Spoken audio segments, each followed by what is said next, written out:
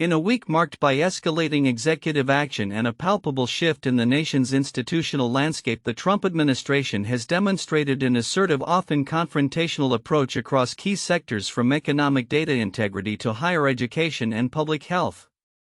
These recent moves, unfolding rapidly at the beginning of August 2025, suggest a clear intent to reshape foundational aspects of American governance and society, frequently bypassing traditional norms and sparking widespread debate.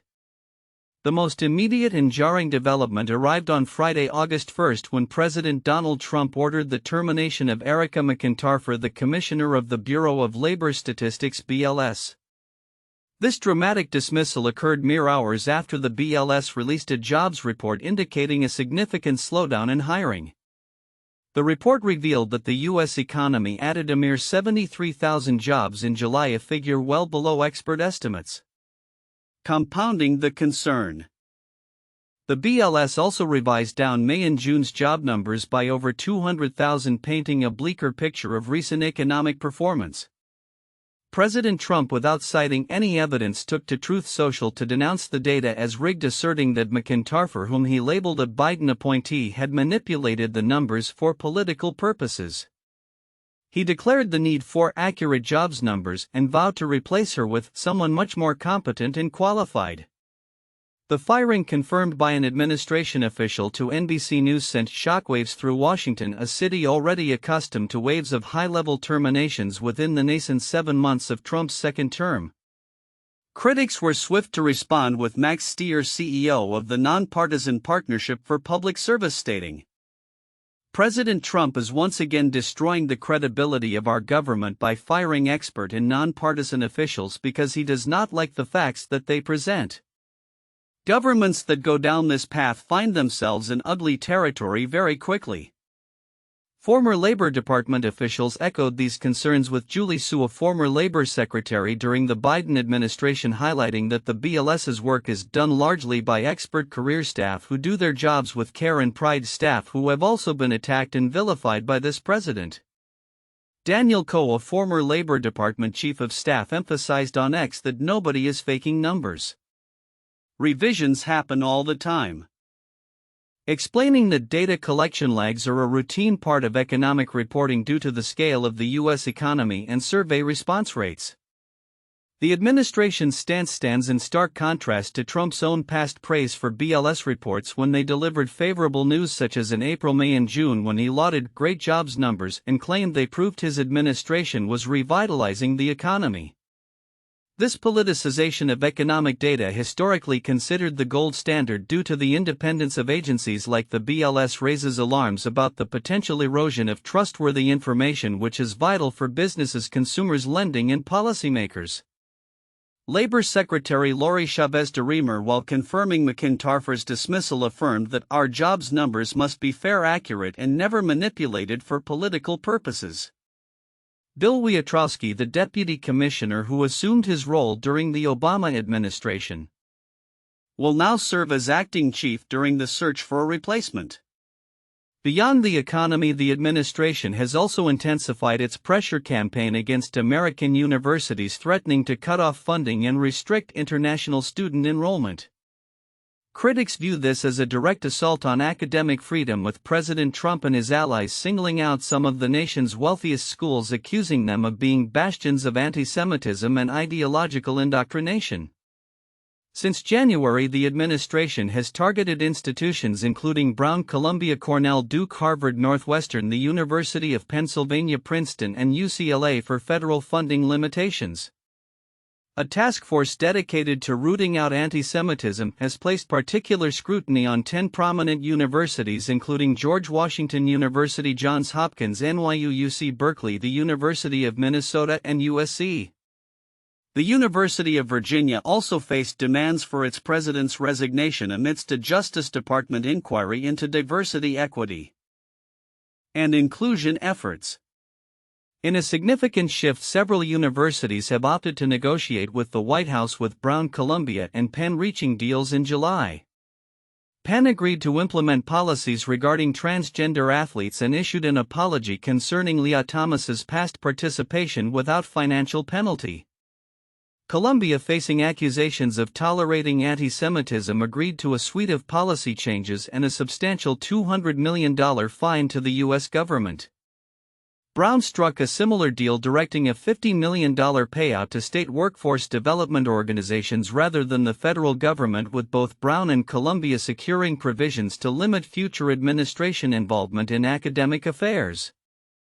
Harvard, the administration's primary target with approximately $9 billion in federal funds at stake, has adopted a more confrontational stance, engaging in court battles even while pursuing settlement talks. The dispute escalated after Harvard rejected administration proposals for an external audit of departments deemed to fuel anti-Semitic harassment or reflect ideological capture, and demands to curb faculty power and report international students for misconduct. The administration swiftly responded by cutting billions in funds, threatening to end all remaining federal contracts and denying future grant money. While a federal judge in Boston has appeared skeptical of the government's tactics and blocked efforts to bar international students from enrolling, Harvard continues to face an array of investigations, some potentially escalating to criminal inquiries and threats to its tax-exempt status. Harvard has reportedly signaled a willingness to pay $500 million to settle the dispute. The administration's deep-seated hostility towards elite higher education stems not only from the recent campus protests against Israel's war in Gaza, but also from long-standing conservative grievances concerning affirmative action, high tuition, liberal faculty, and the proliferation of diversity, equity, and inclusion initiatives, which many conservatives view as fostering wokeness and marginalizing their perspectives. In a seemingly distinct yet equally assertive move, President Trump also reinstated the presidential fitness test, which had been out of commission since the 2012 to 2013 school year. On Saturday, August 2, the White House announced this decision, claiming it addresses the widespread epidemic of declining health and physical fitness among American youth. Dubbed Make America Fit Again, the initiative saw an invitation extended to current and former professional athletes to the White House for the announcement. Notable attendees included NFL legend Lawrence Taylor, Kansas City Chiefs kicker Harrison Butker, LIV golfer Bryson DeChambeau, WWE Chief Content Officer Paul Levesque, Triple H, and 10-time major champion Annika Sorenstam, among others. The reinstatement revives an assessment first administered by President Dwight Eisenhower in 1956, designed to track individual progress and set a standard for students' physical well-being. This move, while ostensibly focused on public health, aligns with the administration's broader pattern of re-establishing or modifying federal programs to reflect its priorities and exert influence over national norms. The week's events underscore a presidency determined to assert its authority across a wide spectrum of American life. From the nuanced world of economic data to the hallowed halls of academia and the realm of public health. This comprehensive approach, characterized by direct intervention and a willingness to challenge established institutional independence, raises fundamental questions about the future of governance and the balance of power within the United States. The swift firing of a nonpartisan statistical chief, the aggressive legal and financial pressure on universities, and the reintroduction of a national fitness standard all point to an administration intent on imposing its will and values. As these various conflicts continue to unfold, the long-term implications for institutional integrity, academic freedom, and the credibility of national data will undoubtedly remain central to the ongoing public and political discourse. Meanwhile, reports of the U.S. moving nuclear submarines following a spat with Russian official Dmitry Medvedev hint at a similarly assertive stance on the global stage, suggesting that the administration's robust approach is not confined to domestic policy but extends to sensitive international relations as well. The coming months will reveal the full extent of these policy shifts and their enduring impact on the fabric of American society and its global standing. The global economic landscape is currently navigating a tempest of change, largely stirred by the assertive trade policies emanating from Washington.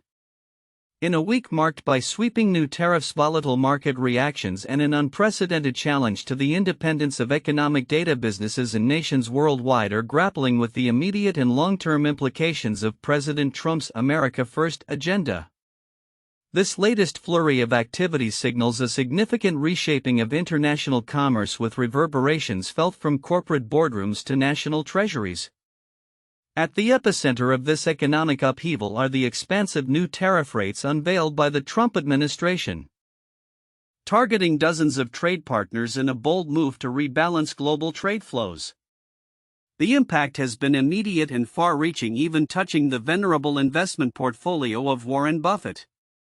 His Berkshire Hathaway conglomerate reported on Saturday that its consumer goods businesses, including well-known brands like Fruit of the Loom and Brooks Sports, experienced a 5.1% year-over-year revenue decline in the second quarter, directly attributing the downturn to U.S. tariffs that caused delays in orders and shipments.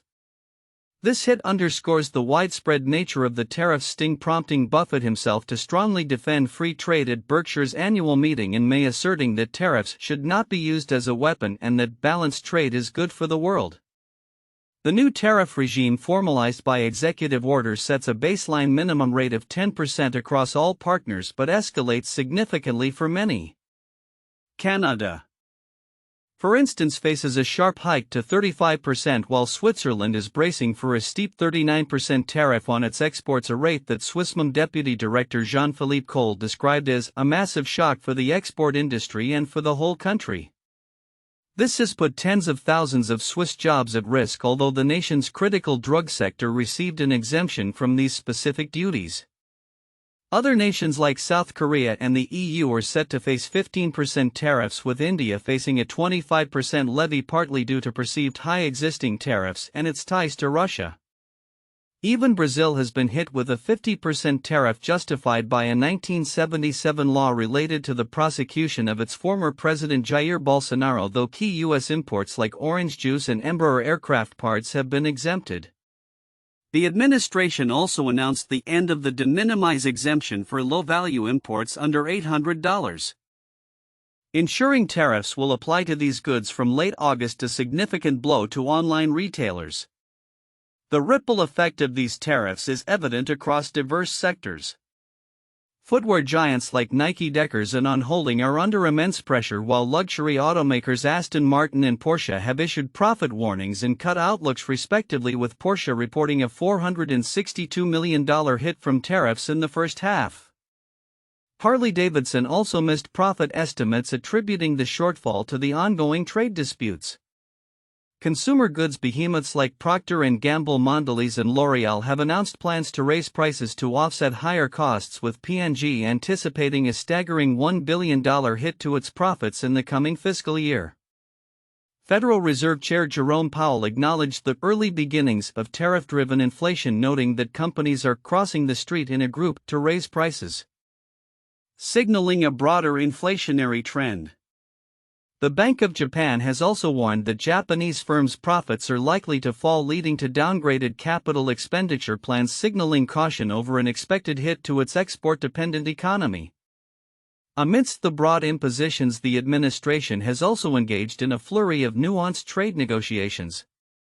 Mexico secured a 90-day reprieve on higher tariffs, allowing more time for talks, while South Korea agreed to a 15% tariff rate on its imports but also committed to significant investments in the U.S. and purchases of LNG. Deals have also been announced or are rumored with nations like Pakistan, focused on oil reserves and lower tariffs, and Southeast Asian countries like Thailand and Cambodia. However, talks with China concluded without an immediate announcement of a further tariff delay, leaving the final call to President Trump. Keeping markets on edge. Despite the complexity and often opaque details of these deals, markets have shown a degree of resilience, with Siebert Financial CIO Mark Malek suggesting that the avoidance of worst-case scenarios has tempered investor anxiety.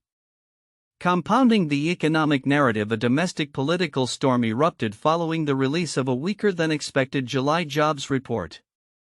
President Trump ordered the firing of Erica McIntyre, the U.S. Commissioner of Labor Statistics, accusing her without evidence of manipulating data for political purposes. The Labor Department reported a disappointing 73,000 jobs added in July, coupled with a downward revision of 258,000 jobs for May and June. Trump claimed the numbers were rigged to undermine Republicans and his administration. However, this extraordinary move has been met with strong condemnation from former Bureau of Labor Statistics officials, including previous commissioners like William Beach and Keith Hall, who assert that manipulating such data is virtually impossible due to the decentralized process and the involvement of hundreds of career civil servants. They argue that such baseless, damaging claims undermine the integrity of vital government work. Labor Secretary Lori Chavez de Remer, while agreeing on the need for accuracy, did not initially dispute the figures, highlighting the internal tension. This incident raises serious concerns about the politicization of independent government agencies and the erosion of public trust in official statistics. Adding another layer to the week's events, President Trump also announced a strategic military repositioning. Following what he termed highly provocative remarks from a Russian official, the president stated he had ordered nuclear submarines to be repositioned, a stark reminder of the underlying geopolitical tensions that continue to shape international relations alongside economic policy. As the dust begins to settle on this whirlwind week, it's clear that the global economic and political landscape is in a state of profound flux. The comprehensive application of tariffs and the administration's aggressive negotiation tactics are fundamentally altering supply chains, trade relationships, and corporate strategies worldwide. Businesses will continue to face the challenge of adapting to fluctuating costs and market access, while consumers may increasingly feel the pinch of higher prices. The unprecedented challenge to the independence of economic data also introduces a new element of uncertainty, potentially complicating future policy decisions and market interpretations. The coming months will undoubtedly witness further negotiations and adjustments as nations and industries strive to navigate this new era of protectionism and assertive governance, with the long-term implications for global growth and stability remaining a critical open question. In a move that sent immediate shockwaves through Washington, President Donald Trump on Friday ordered the termination of the Bureau of Labor Statistics BLS Commissioner Erica McIntyre just hours after the agency released a surprisingly weak jobs report for July. The abrupt dismissal, unprecedented in its nature, has ignited a fierce debate over the integrity of independent government data and the politicization of crucial economic indicators. The catalyst for the firing was the BLS's Friday morning report, which revealed that the U.S. economy added a mere 73,000 jobs in July, significantly below expert estimates. Compounding the grim outlook, the agency also announced substantial downward revisions for May and June, collectively reducing previously reported job gains by more than 200,000 positions.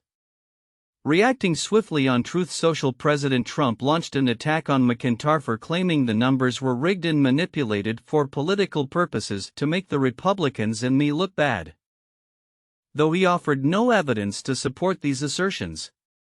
He further asserted that the reports were being produced by a Biden appointee and demanded her immediate termination, stating, "We need accurate jobs numbers. She will be replaced with someone much more competent and qualified."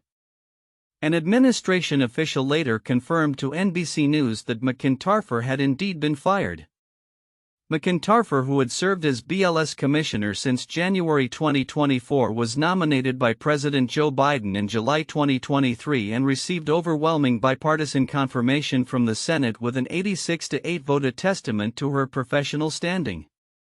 Notably, Vice President J.D. Vance was among the Republicans who voted to confirm her, though his communications director William Martin later affirmed Vance's support for the president's decision, dismissing his confirmation vote as merely being willing to let nominations move forward even when he disagreed with them. McIntyre, a career federal government official, has spent 2 decades working across various administrations and entities such as the Census Bureau, Treasury Department, and the White House's Council of Economic Advisers. Following her dismissal, she posted on X, calling it the honor of my life to lead the agency and emphasizing the vital role of its staff in understanding the U.S. economy. The decision drew immediate and sharp criticism from across the political spectrum and among experts. Max Stier, CEO of the Nonpartisan Partnership for Public Service, condemned the move, stating, "President Trump is once again destroying the credibility of our government by firing expert and nonpartisan officials because he does not like the facts that they present." Governments that go down this path find themselves in ugly territory very quickly. Former Labor Secretary Julie Su, who served in the Biden administration, told NBC News that the work of the BLS is done largely by expert career staff who do their jobs with care and pride, adding that these career staff who have also been attacked and vilified by this president. Daniel Coe, a former Labor Department chief of staff, echoed this sentiment on X, asserting nobody is faking numbers. Revisions happen all the time. Michael Matowitz, principal economist at the Roosevelt Institute, warned of the broader implications, stating politicizing economic statistics is a self-defeating act. Credibility is far easier to lose than rebuild, and the credibility of America's economic data is the foundation on which we've built the strongest economy in the world. The criticism highlights a fundamental concern: the politicization of economic data, a practice more commonly associated with non-democratic nations like Russia, Venezuela, or China rather than a leading global economy. The BLS, as the primary agency for collecting information on the nation's labor markets and economy, explicitly states its mission is to measure labor market activity, working conditions, price changes, and productivity in the U.S. economy to support public and private decision-making. Its reports, including the jobs figures, GDP, and inflation data, are routinely subject to revisions due to the sheer scale of the U.S. economy and the inherent lags in data collection through surveys.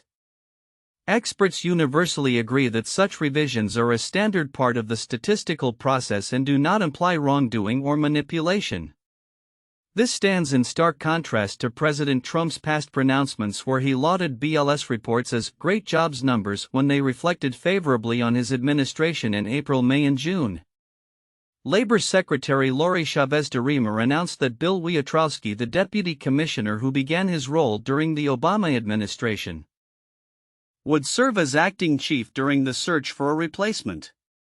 She affirmed our jobs numbers must be fair, accurate, and never manipulated for political purposes, while also stating her support for the president's decision. However, the incident raises profound questions about the future independence of U.S. statistical agencies, particularly amidst broader concerns about sweeping government job cuts and the administration's recent renewed pressure on Federal Reserve Chair Jerome Powell to lower interest rates. Any erosion of trust in the accuracy and impartiality of U.S. economic data could have far-reaching consequences, impacting business investment, consumer confidence, lending practices, and the ability of policymakers to make informed decisions. The United States economic data has long been considered the global gold standard due to the independence typically afforded to the agencies that collect it. The events of Friday, August 1, 2025 represent a significant challenge to that foundational principle. Leaving observers to ponder the long-term ramifications for both domestic policy and international perception, the economic landscape under President Donald Trump has been anything but predictable, with a recent deluge of data painting a complex picture that defies the administration's claims of an unbridled boom. A tumultuous week culminating in alarming jobs figures and a high-profile firing has left economists and policymakers grappling with a chaotic reality of robust headline growth juxtaposed with a struggling labor market and the disruptive ripples of an aggressive trade strategy. On the surface, the second quarter of 2025 brought a welcome return to growth for the U.S. economy, with gross domestic product (GDP) expanding at a rate not seen since the previous summer. This followed an unexpected contraction in the first quarter, however, and the overall performance for the first 6 months of the year registered a mediocre 1.2% growth, prompting the Wall Street Journal to label it the weirdest GDP report ever. Deeper analysis revealed concerning trends, including a sharp 15.6% drop in private domestic investment, signaling that businesses are struggling to adapt to the hour-by-hour jerks and jolts of sweeping economic policies. Central to this economic volatility is President Trump's extraordinary campaign to overhaul global trade. For 6 months, the administration has threatened and imposed steep tariffs on U.S. exports from allies and rivals alike, aiming to extract concessions.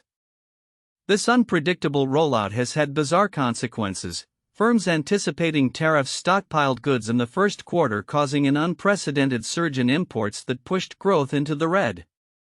Conversely, as Trump escalated his economic attacks in the second quarter, imports tumbled with net exports then boosting GDP.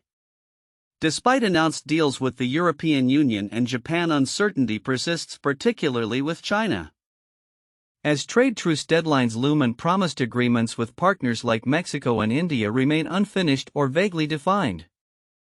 Major consumer brands such as Procter & Gamble and Ford have already warned that these tariffs will drive up costs on everyday products, directly impacting American families. California, for instance, faces an estimated $25 billion in household costs and a potential loss of over 64,000 jobs, with state firms incurring $11.3 billion in tariff costs from January through May 2025 alone.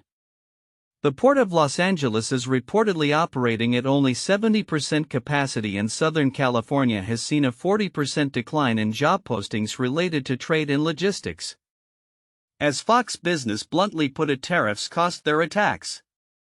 That tax often gets passed on to consumers. The most jarring revelation of the week came with Friday's employment report, which fundamentally altered perceptions of the economy. July's data showed a paltry 73,000 jobs created, far below expectations, and included astonishing downward revisions for May and June by a combined 258,000 jobs. This means the U.S. has gained an average of just 35,000 jobs a month over the past 3 months, and excluding the healthcare sector, the nation has actually lost more jobs than it created. Manufacturing jobs, a key focus of the administration, have shed 37,000 since April's tariff launch. While the unemployment rate remains subdued at 4.2%, economists note this is largely attributed to the president's immigration crackdown, shrinking the overall labor force. White House Chief Economic Advisor Stephen Miron acknowledged the report wasn't ideal but suggested that fading uncertainty would lead to significant improvement, adding, "It's all going to get much better from here." He also controversially stated, "If we're swapping out foreign-born job holders for American-born job holders, I think that's a win." However, President Trump's response to the grim figures was unprecedented. He announced his intention to fire the head of the Bureau of Labor Statistics, Erica McIntyre, accusing the agency of manipulating the numbers without offering evidence. This move drew sharp rebuke, with Max Stier, CEO of the Nonpartisan Partnership for Public Service, warning that it risked destroying the credibility of our government and lowering the U.S. to the level of authoritarian regimes.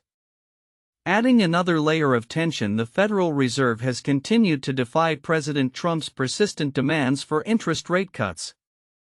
Fed Chair Jerome Powell has repeatedly emphasized a wait-and-see approach regarding the impact of the president's trade strategy, citing concerns that inflation, despite Trump's claims of its collapse, has remained stubborn and could rise further due to tariffs. This stance has been met with significant frustration in the White House, particularly as officials count down the weeks until Powell's term ends next May. The week also saw 2 Trump-appointed Fed board members dissent on the rate decision, signaling internal divisions, and an unexpected resignation from another Biden appointee, Adriana Kubler, opening another slot for a new Trump nomination to the rate-setting board. Beyond the numbers, a broader narrative of economic instability is taking hold. Mark Zandi, chief economist at Moody's Analytics, issued a stark warning: "I'm sending off red flares, we're on the precipice of a recession. If tariffs keep increasing, I don't know how we avoid a recession." Governor Gavin Newsom of California minced no words, declaring Trump has betrayed all of us, failing to deliver on his golden economic agenda. Instead of the age of progress, we are all bracing for the impacts of his utter failure. Public perception reflects this concern, with a July AP&RC poll showing only 38% of adults approving of Trump's handling of the economy, a significant drop from his first term.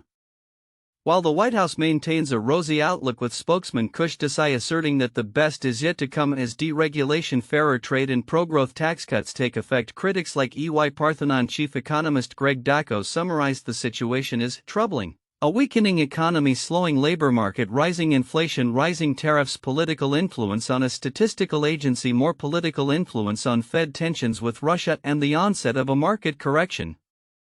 The administration's aggressive economic policies, including the controversial use of the International Economic Emergency Powers Act to impose tariffs, have even prompted lawsuits, such as one filed by California Governor Newsom and Attorney General Rob Bonta, arguing a lack of authority and immediate irreparable harm. As the U.S. economy navigates these turbulent waters, the coming months will be critical. The full inflationary impact of the tariffs is not expected to be felt until 2026, coinciding with midterm elections posing significant political risk for the administration. The ongoing battles for control over key economic institutions, from the Federal Reserve to the Bureau of Labor Statistics, underscore the high stakes involved. Whether the current economic slowdown is merely growing pains from a rapid transformation or a harbinger of deeper disruption remains to be seen, but the consensus among many experts is that the May economy, as one analyst put it, is far from the booming golden age promised by Washington. The landscape of global security and domestic governance is undergoing a profound transformation, as recent developments reveal an accelerating trend towards the militarization of internal affairs, ambitious defense projects, and the complex interplay of international politics and national security. At the heart of these shifts lies a discernible push to redefine the boundaries of military engagement both at home and abroad, signaling a new era for defense strategy and civil liberties. A leaked Department of Homeland Security (DHS) memo obtained by the New Republic paints a disturbing picture of potential escalation in the domestic deployment of the U.S. military. Dated August 2, 2025, the memo suggests top-level discussions about significantly expanding the Pentagon's role in anti-immigration operations, extending beyond border control into urban centers. President Donald Trump has already set a precedent for unprecedented military involvement in domestic law enforcement. From a major border buildup and using military planes for deportations to deploying the National Guard and Marines during protests in Los Angeles. However, this memo indicates a desire for even greater integration, anticipating LA-style operations to be needed for years to come. It alarmingly likens the threat posed by transnational gangs and cartels to Al-Qaeda or ISIS cells and fighters operating freely inside America, hinting at a ramped-up militarized posture within the interior of the country. Experts are unnerved by these revelations. Carrie Lee, a senior fellow at the German Marshall Fund, expressed grave concern, stating, "The memo is alarming because it speaks to the intent to use the military within the United States at a level not seen since Japanese internment." She emphasized the inherent danger of such a shift. The military is the most powerful, coercive tool our country has. We don't want the military doing law enforcement. It absolutely undermines the rule of law. The memo, authored by Philip Hegseth, a senior advisor to DHS Secretary Kristi Noem and liaison to the Defense Department, outlines an itinerary for a high-level meeting between DHS and Pentagon officials, including Defense Secretary Pete Hegseth and Joint Chiefs Chairman Dan Kane. The stated primary goal is to foster new ideas for how the two departments can better plan for national security and illegal immigration, with a blunt directive that U.S. military leadership need to feel, for the first time, the urgency of the Homeland Defense mission. Joseph Nunn, counsel for the Liberty and National Security Program at the Brennan Center, found this particularly troubling, noting it's disturbing to see DHS officials pressuring the U.S. military to turn its focus inward even further, suggesting that military involvement in domestic civilian law enforcement is about to become more common. The memo even seeks a verbal agreement to find places where DoD can detail personnel within IC and CBP and vice versa to increase information sharing and specifically support nationwide operational planning capabilities. This points to a strategic push by DHS, with the president's backing, to compel the military into a more direct role in domestic territory, as Corey Schick, director of Foreign and Defense Policy Studies at the American Enterprise Institute, observed. Critics also highlight the dangerous conflation of transnational criminal organizations with genuine terrorist threats, which, according to Lindsay Cohn, an associate professor at the U.S. Naval War College, is a clear attempt to use excessive force for a purpose normally handled by civil authorities. The memo's reference to LA operations as a model for years to come also raises concerns about militarizing responses to constitutionally protected protest. This domestic expansion comes as ICE is poised to receive over $100 billion in new funds, raising questions about how military personnel detailed within these agencies will operate with such vast resources. Analysts warn that this approach could normalize routine military support to law enforcement, potentially creating a domestic forever war that threatens both democracy and individual liberty. This internal focus on defense is mirrored by ambitious projects on the international stage. The Pentagon is actively pushing to deliver on President Trump's Golden Dome missile defense system, a multi-layered shield designed to protect the United States from ballistic and hypersonic threats from adversaries like China and Russia. Projected to cost an estimated $175 billion, the system aims to integrate hundreds of satellites with sensors and interceptors along with land-based counterparts to intercept missiles globally.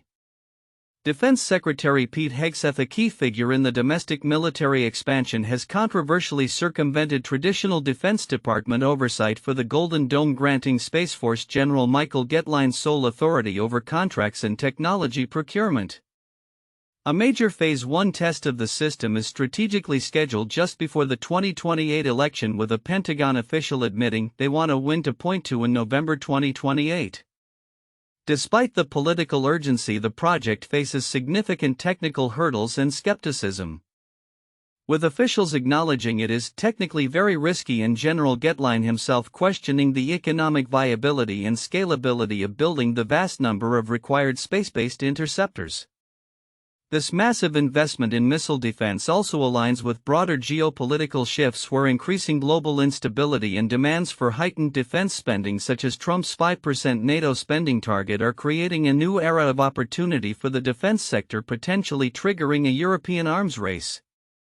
Meanwhile, a significant corruption scandal in Mexico has placed President Claudia Sheinbaum on the defensive against renewed accusations from President Trump that drug cartels have infiltrated the Mexican government. The scandal centers on Senator Adán Augusto López Hernández, a former interior minister and close confidant of former President Andrés Manuel López Obrador, whose two former security appointees in Tabasco State are now wanted for leading a criminal drug trafficking group. This case strikes at the core of Trump's allegations that Mexico's political elite is unwilling to purge corruption, despite Sheinbaum's administration adopting an aggressive security approach that has seen hundreds of troops deployed against the Sinaloa cartel and a reported 30% reduction in fentanyl seizures at the U.S.-Mexican border. The scandal, which emerged from a 2022 hack of the Defense Ministry revealing a 2019 military investigation into Lopez's appointments, undermines Sheinbaum's vows to eradicate corruption at the highest levels and challenges the ruling Morena party's ethos of zero tolerance for graft or impunity. Critics argue that despite Morena's claims of being different from previous administrations, the handling of Lopez's case, where the party has rallied behind him despite ongoing investigations into his former aides, suggests a continuity of impunity. This ongoing tension with the U.S., marked by Trump's threats of steep tariffs and demands for U.S. troops to deploy inside Mexico, underscores how domestic governance and security issues in one nation can profoundly impact the foreign policy and defense strategies of another. These interwoven narratives collectively paint a picture of a world grappling with an expanding definition of national security. From the unsettling prospect of domestic military expansion and the blurring lines between law enforcement and military roles, to the ambitious pursuit of advanced missile defense systems and the complex challenges of international cooperation amidst corruption, the common thread is an accelerated militarization driven by political imperatives and perceived threats. The decisions being made today, particularly regarding the internal deployment of military force and the oversight of massive defense projects, will undoubtedly shape the future of civil liberties, democratic norms, and global stability for decades to come, demanding vigilant scrutiny from citizens and the press alike. The global stage is once again grappling with the distinctive and often disruptive diplomatic style of former and potentially future U.S. President Donald Trump, as a series of recent events highlight the profound impact of his unconventional approach on international relations. From controversial state visits to heightened nuclear rhetoric and strained alliances, the coming months promise a continuation of the unpredictable geopolitical landscape shaped by what some observers term MAGA diplomacy.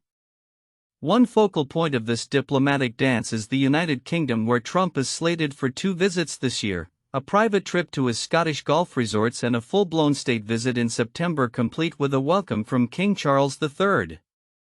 While Downing Street has optimistically framed the September visit as a historic opportunity to fortify UK-US ties, the invitation has ignited a fierce backlash across the political spectrum and among the public.